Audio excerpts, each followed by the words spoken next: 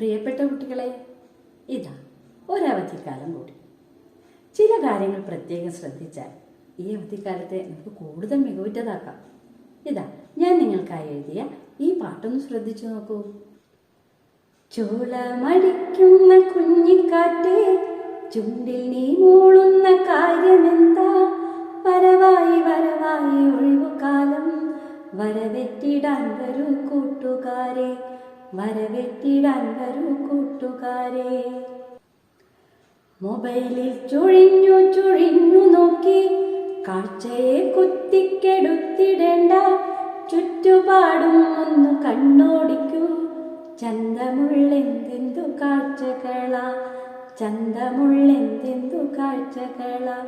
കുഞ്ഞിച്ചിറകിൽ പറന്നുയരും കുഞ്ഞിക്കിളി എന്തോ ചൊല്ലുന്നില്ലേ? മുൾച്ചെടിക്കുള്ളിലും തേൻ തിരയും പൂമ്പാറ്റ കുഞ്ഞു പറഞ്ഞതെന്തേ? അച്ചടക്കത്തോടെ നീങ്ങിടുന്നു അടിവെച്ചടിവെച്ചുറുമ്പിൻ കൂട്ടം, ചക്കയും മാങ്ങയും പങ്കുവയ്ക്കാൻ അണ്ണാറ കണ്ണൻ ക്ഷണിച്ചിടുന്നു. വായിച്ചു വളരാൻ വിളഞ്ഞു നിൽക്കാൻ, വളയാത്ത നട്ടെല്ലുമായി നീങ്ങാൻ വാതായനങ്ങൾ തുറന്നു വച്ചു വായനശാല വിരുന്നൊരുക്കും. അരുതാത്തതു കണ്ട പേടി വേണ്ട, അരുതെന്നു ചൊല്ലാൻ മടിച്ചിടേണ്ട. അച്ഛനും അമ്മയും ചങ്ങാതിമാർ, അവരോടു മറവേണ്ട ചൊല്ലാമെല്ലാം, അവരോടു മറവേണ്ട ചൊല്ലാമെല്ലാം. മുത്തശ്ശിക്കൊത്തിരി മുത്തം നൽകാം, മുറ്റത്തെ തൈകൾക്കു വെള്ളമേകാം.